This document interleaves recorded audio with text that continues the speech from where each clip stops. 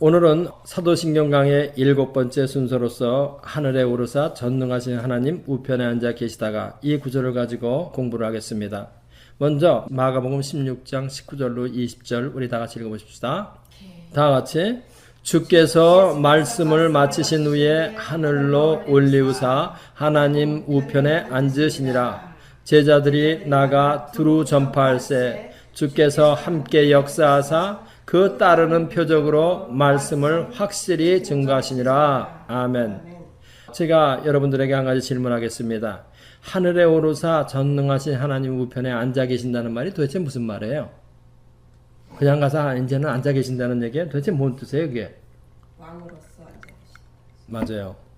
왕으로서, 대제사장으로서, 선지자로서 예수님이 하나님 보좌 우편에 앉아서 그 직임을 수행하고 계시다, 이런 뜻입니다. 구약시대에 기름을 부어 임직할 수 있는 직분은 왕과 제사장과 선지자라고 벌써 누누이 말씀을 드렸습니다. 그런데 우리 예수님은 이 세 가지 직임을 한 분이 다 가지신 분이에요. 이것을 예수님의 삼중직임이라고 합니다. 이 직임은 하나님 보좌 우편에서 효과적으로 집행되고 있습니다. 그러므로 우리가 하나님 보좌 우편에 앉으신 예수님을 알기 위해서는 첫째로 하나님 보좌 우편에 앉으셨다고 하는 교리적 의미가 무엇이냐, 그 다음에 두 번째로 하나님 보좌 우편에서 집행되는 삼중직임에 대해서 하나님 보좌 우편에서 예수님이 어떻게 그 삼중직임을 집행하고 계시냐, 그 다음에 세 번째는 하나님 보좌 우편에 함께 앉은 우리에 대해서 공부를 해야 하늘에 오르사 전능하신 하나님 우편에 앉아 계신 예수님을 바로 다 이해했다고 할 수 있는 것입니다. 그래서 먼저 하나님의 보좌 우편에 앉았다는 사실이 갖는 교리적 의미에 대해서 공부를 하겠습니다. 하나님 보좌 우편에 앉았다는 사실이 갖는 교리적 의미의 제일 먼저 것은 무엇이냐면은 이것은 예수님이 본질상 하나님과 같은 속성을 가지고 계시다 하는 이런 뜻이에요. 이것은 장소적으로 옆에 이렇게 앉았다는 이런 말이 아닙니다. 하나님 보좌 우편에 앉으셨다고 하는 것은 하나님과 본질상 같은 속성으로 계시다, 이런 뜻입니다.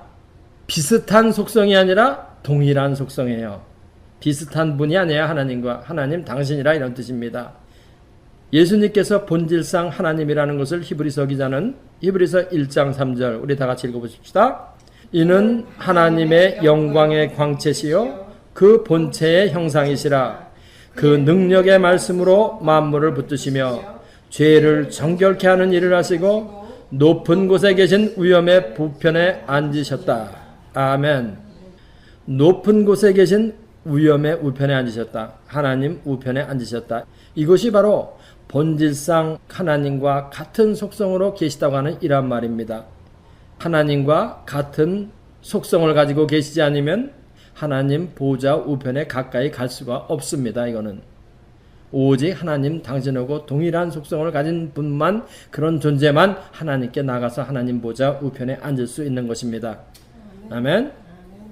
그 다음에 예수님께서 하나님 보좌 우편에 앉았다고 하는 것은 무엇이냐면은 원래 예수님이 계시던 영광의 자리에 복귀했다는 이런 뜻이에요. 원래 계시던 영광의 자리에 예수님이 복귀하셨다. 이 사실에 대하여 요한복음 17장 24절은 뭐라고 했느냐면은 아버지여 내게 주신 자도 나 있는 곳에 나와 함께 있어 아버지께서 창세전부터 나를 사랑하심으로 내게 주신 나의 영광을 저희로 보게 하시기를 원하옵나이다, 이렇게 기도하셨어요. 아버지께서 창세전부터 나를 사랑하심으로 내게 주신 나의 영광, 바로 그 영광의 그 자리로 창세전부터 계시던 영광의 그 자리로 복귀하셨다, 이런 뜻입니다. 그래서 예수님은 권능의 자리에 왕으로 지금 재위하고 계신 것을 의미해요. 에베소 1장 20절로 21절 우리 다 같이 읽어보십시다. 그 능력이 그리스도 안에서 역사하사 죽은 자들 가운데서 다시 살리시고 하늘에서 자기의 오른편에 앉으사 모든 정사와 권세와 능력과 주관하는 자와 이 세상뿐 아니라 오는 세상에 일컫는 모든 이름 위에 뛰어나게 하시고. 아멘. 모든 정사와 권세와 능력과 주관하는 자와 이것은 보이지 않는 세계의 영적인 존재들을 말하는 것이죠. 이 세상뿐 아니라 오는 세상에 일컫는 모든 이름 위에 뛰어난 이름을 가지고 우리 예수 그리스도는 하나님 보좌 우편에 앉아 계신 것입니다. 이 앉아 계신 우리 예수님은 무엇을 준비하고 계시느냐? 재림을 준비하고 계심을 의미해요. 다시 오시기를 기다리고 계시다. 초림하셨던 예수님은 재림하시기를 다시 기다리고 계시는 것입니다. 초림하실 때는 마구간에 비천하게 태어나셨지만은 재림하실 때는 영광 가운데 천사들과 함께 우렁차게 무섭게 재림하십니다. 마태복음 26장 64절 예수께서 가라사대 내가 말하였느니라. 그러나 내가 너희에게 이르노니 이후에 인자가 권능의 우편에 앉은 것과 구름을 타고 오는 것을 너희가 보리라. 이렇게 예수님께서 말씀하셨어요. 예수님은 그 재림을 지금 준비하고 계신 것입니다. 그 다음에 예수님께서 하나님 보좌 우편에서 신성과 인성을 가진 신으로서 중보자 역할을 하고 계시다. 이거를 잘 이해해야 하는 것입니다. 로마서 8장 34절 다 같이 누가 정죄하리요 죽으실 뿐 아니라 다시 살아나신 이는 그리스도 예수시니 그는 하나님 우편에 계신 자요 우리를 위하여 간구하시는 자시니라. 아멘. 그리스도 예수는 하나님 우편에서 우리를 위하여 간구하신다. 이 말은 무엇이냐면은 중보자로서 예수님의 역할을 말하고 있는 것이에요. 중보자로서 예수님의 역할, 대제사장으로서의 예수님 역할. 여태까지 우리가 공부한 하늘에 오르사 전능하신 하나님 우편에 앉아 계시다가 하는 이 말을 고백할 때 우리는 무엇을 생각하면서 고백을 해야 되냐면은 예수님은 하나님이시다. 예수님은 하나님과 본질상 동일하신 분으로 계시다. 이거를 확신하는 가운데 고백해야 하는 것입니다. 다음은 예수님이 하나님 보좌 우편에 앉으셔서 무슨 일을 하고 계신가 이거에 대해서 공부를 하겠습니다. 예수님의 삼중 직임이 왕과 제사장과 선지자라고 말씀드렸습니다. 예수님께서는 하나님 보좌 우편에서 왕과 제사장과 선지자의 세 가지 직임, 오피스를 행사하고 계세요. 그래서 먼저 예수님은 하나님 보좌 우편에서 왕직을 수행하고 있다는 것부터 공부를 해보십시다. 킹글리 오피스를 수행하고 계시다. 예수님은 하나님 보좌 우편에서 만왕의 왕이요 만주의 주로서 우주의 절대 주권자로서 왕권을 행사하고 계십니다. 사무엘에게서 기름을 받고 이스라엘의 두 번째 왕이 되어 지금의 중동 전역을 다스린 다윗 왕은 하나님의 절대 주권에 대해서 다음과 같이 고백했어요. 역대상 29장 10절로부터 우리 한번 읽어보십시다. 다 같이 다윗이 온 회중 앞에서 여호와를 송축하여 가로되 우리 조상 이스라엘의 하나님 여호와여 주는 영원히 송축을 받으시옵소서. 여호와여 광대하심과 권능과 영광과 이김과 위엄이 다 주께 속하였사오니 천지에 있는 것이 다 주의 것이로소이다. 여호와여 주권도 주께 속하였사오니 주는 높으사 만유의 머리심이이다. 부와 귀가 주께로 말미암고 또 주는 만유의 주제가 되사 손에 권세와 능력이 있사오니 모든 자를 크게 하심과 강하게 하심이 주의 손에 있나이다. 우리 하나님이여 이제 우리가 주께 감사하며 주의 영화로운 이름을 찬양하나이다. 이 구절에서 다윗 왕은 하나님의 절대 주권을 선포하고 있습니다. 여호와는 영원하신 분이다. 그래서 영원한 송축을 받으시옵소서. 광대하심과 권능과 영광과 위엄이 다 주께 속하였으니 천지에 있는 것이 다 주의 것이다. 다 주의 것이다. 부와 귀가 주께로 말미암으니 주는 만유를 주재하신다. 하나님의 절대 주권, 이 절대 주권에 대해서 자기의 믿음을 고백한 것은 다윗 왕뿐이 아니라 역사상 유명한 정복자인 알렉산더 대제는 인류의 대주제이신 하나님께 무릎을 꿇고 로마의 콘스탄틴 황제와 나폴레옹 황제 등 수많은 사람이 예수 그리스도의 앞에 무릎을 꿇었습니다.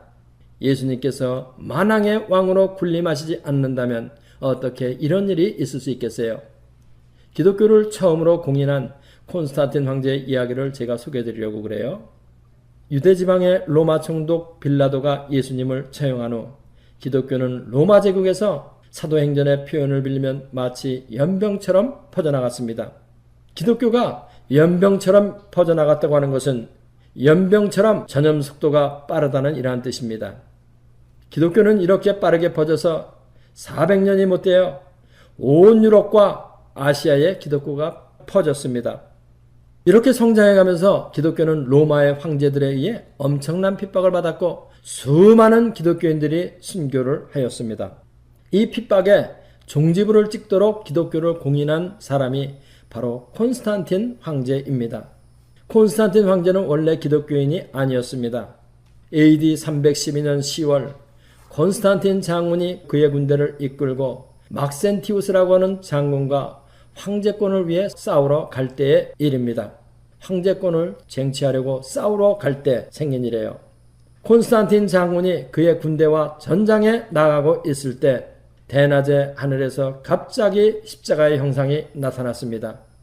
이 십자가는 콘스탄틴 황제만 본 것이 아니고 그의 군대들도 같이 보고 온 군대가 다 놀랐다고 합니다. 밤에 콘스탄틴 장군이 꿈을 꾸는 중에 십자가를 짊어지신 예수님께서 다시 나타나셨습니다. 그리고 말씀하시기를 예수님이 보여주신 형상을 모든 군대의 방패에 새겨넣으라고 이렇게 했어요. 예수님이 보여주신 형상은 무엇이냐면은 P자, 이렇게 P자가 있죠? 그 다음에 P자와 X자, X자가 이렇게 겹쳐진, P자와 X자가 겹쳐진 이러한 것이에요. 이것은 무엇을 의미하는 거냐면은 작대기를 밑으로 내려붙죠? 옆으로 동그랗게 이렇게 했죠? 이것은 십자가입니다. 십자가. 그 다음에 X자, X라는 건 무엇이냐면 그리고로 그리스도는 X로부터 시작해요. 그래서 X라는 것은 그리스도를 의미하는 거예요. P자와 X가 겹친 형상을 이렇게 보여줬다는 것은 뭐냐면 십자가에 달리신 예수 그리스도를 의미하는 것입니다. 그런데 밤에 콘스탄틴 황제가 자고 있을 때 예수님께서 꿈에 나타나서 모든 군사의 방패 위에다가 이 마크를 그려넣으라. 예수님이 이렇게 지시하신 것입니다. 이것을 본 콘스탄틴 장군은 이튿날 아침 일찍 그리스도께서 시키신 대로 온 군대의 방패에 이 형상을 새겨놓고 싸워서 승리했습니다. 2일 후에 콘스탄틴 장군은 황제로 등극하고 로마 제국에서 기독교를 공인하고 기독교에 대한 핍박은 종지부를 찍었던 것입니다. 로마의 황제의 핍박 속에서 어떻게 기독교가 공인되게 되었는가, 이것을 가르쳐주는 역사적 사실입니다. 예수님이 만왕의 왕이요 만주의 주로 지금 재위하고 계시다. 하나님 보좌 우편에 앉으셔서 왕권을 행사하고 계시다. 여러분은 유명한 나폴레옹을 아실 것입니다. 프랑스의 조그만 섬인 코르시카 섬에서 태어나 전 유럽을 무력으로 통일하고 군인으로서 프랑스 황제에 오른 사람입니다.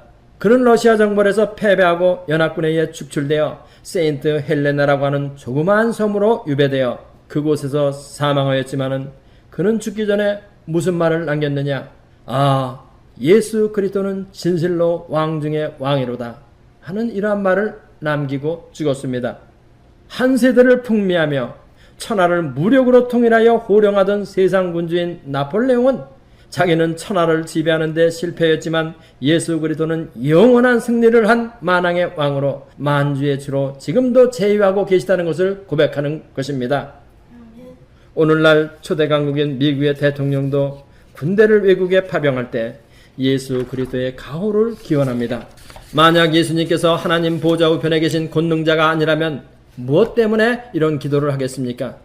예수님께서 영원히 통치자로서 지배하고 있지 않다면 이런 기도를 할 필요가 없습니다.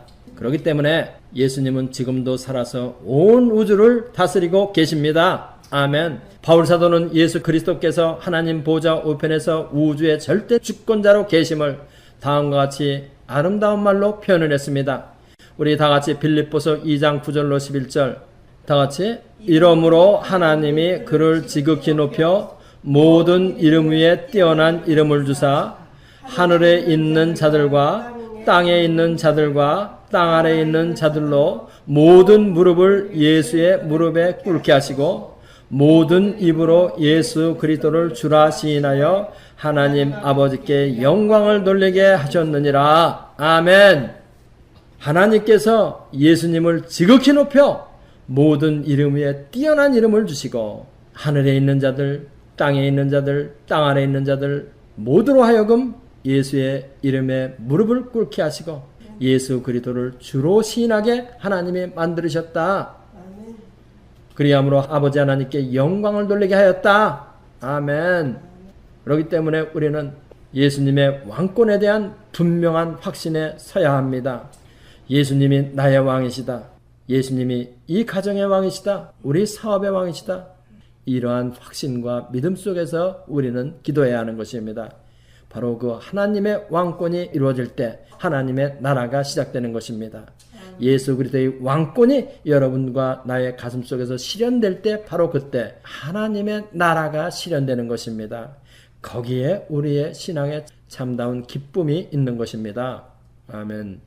예수님의 왕직은 진리로 다스리는 왕직입니다. 예수님의 왕직은 영적이며 진리의 왕이십니다. 이것이 예수님과 빌라도의 대화에 아주 잘 나타나 있습니다.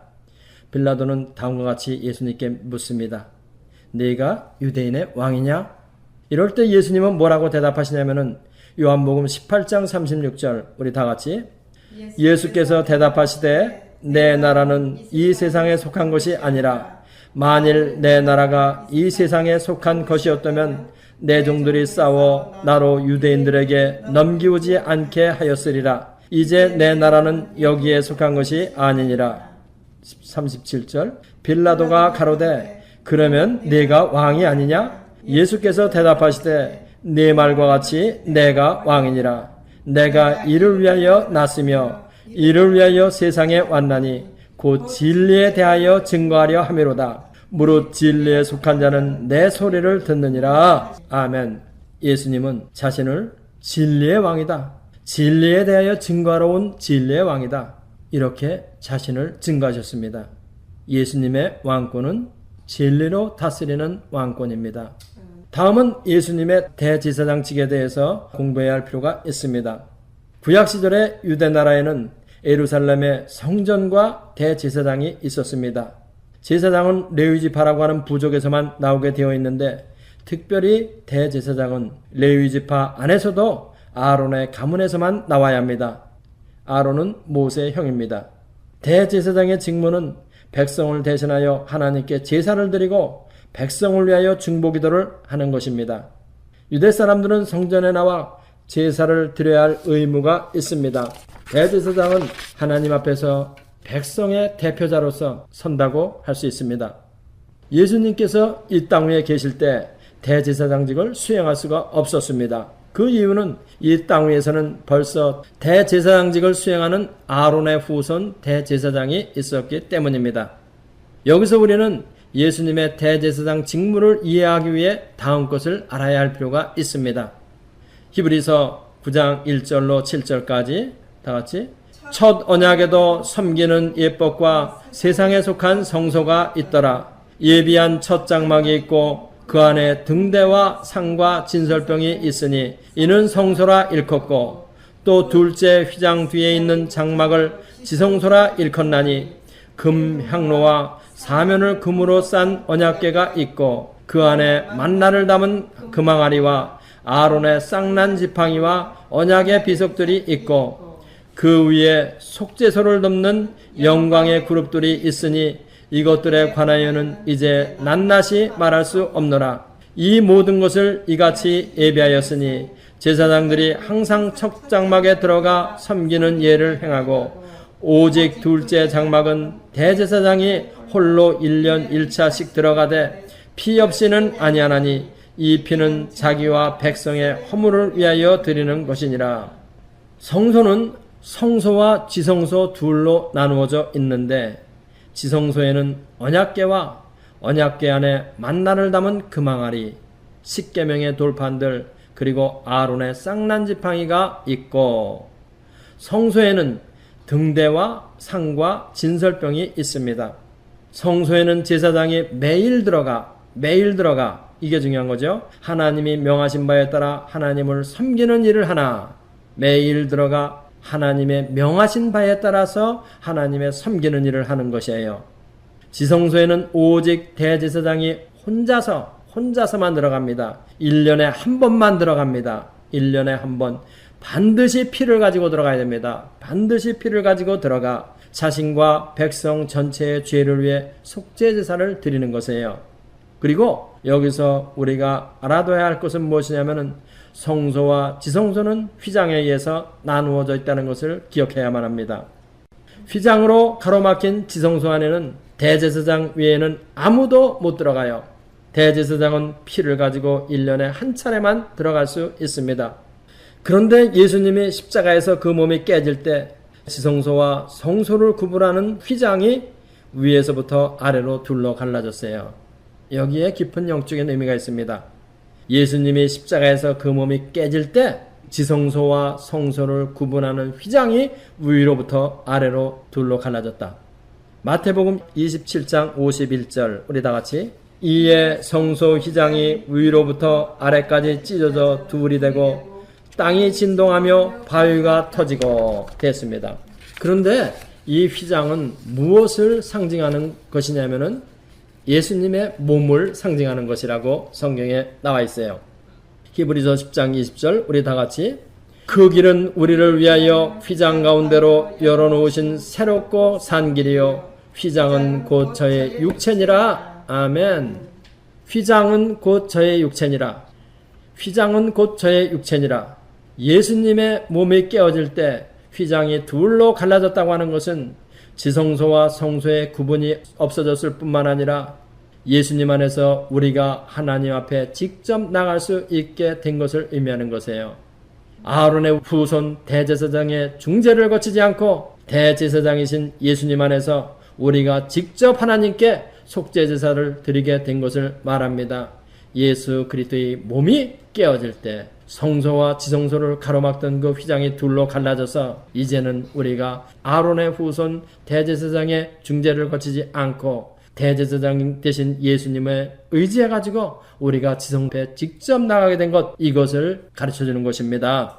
이것은 아론의 후손인 대제사장의 직무가 폐지된 것을 의미하여 아론의 후손의 대제사장 직무가 폐지되었다.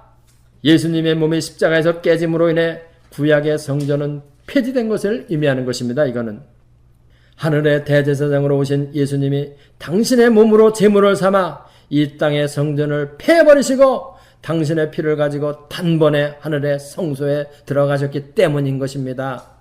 아멘. 예수님이 어디에 들어가셨다 그랬어요? 성소. 어느 성소? 하늘 성소. 하늘 성소에 들어갔다는 거예요. 예수님이 무슨 지성소에 들어가요? 이 땅의 지성소에. 하늘 성소에 들어가셨지. 히브리서 9장 24절 우리 다 같이 읽어보십시다. 히브리서 9장 24절 그리스도께서는 참것의 그림자인 손으로 만든 성소에 들어가지 아니하시고 오직 참하늘에 들어가사 이제 우리를 위하여 하나님 앞에 나타나시고 아멘. 예수 그리스도께서는 그림자인 손으로 만든 성소에 들어가시지 않으셨다는 겁니다. 어디 들어가셨다는 거예요? 참하늘에 하늘 성소에 들어가셨다는 거예요. 누구를 위하여? 우리를 위하여. 할렐루야. 참하늘에 우리를 위하여 하나님 앞에 나타나셨다고 하는 말은 하나님 보좌 우편에 대제사장으로 제위하시는 것을 말하는 것입니다. 할렐루야. 그렇기 때문에 히브리서 기자는 히브리서 1장 3절에서 뭐라고 말하고 있느냐? 다 같이 이는 하나님의 영광의 광채시요 그 본체의 형상이시라. 그 능력의 말씀으로 만물을 붙드시며 죄를 정결케 하는 일을 하시고 높은 곳에 계신 위엄의 우편에 앉으셨느니라. 할렐루야. 오늘은 여기까지 공부할게요. 할렐루야. 우리 아버지 감사합니다. 하나님께서 우리를 위하여 준비해 놓으신 그 놀라운 축복들은 생각도 못할 엄청나게 큰 놀라운 것들 뿐입니다. 우리 아버지 하나님, 이것을 우리가 항상 바라보고 우리가 믿음 충만한 가운데 이 세상을 살아갈 수 있도록 미래의 소망이 충만한 가운데 오늘 하루하루의 삶을 살아갈 수 있도록 우리들에게 강한 믿음 주시옵소서. 그리하여 하나님의 놀라운 은혜와 은총을 다른 사람들에게 전하고 가르치는 저희들 다 될 수 있도록 축복하여 주시기를 주님 간절히 바라고 원하며 예수님의 이름으로 기도합나이다. 다음 공부는 파트 B에서 계속됩니다.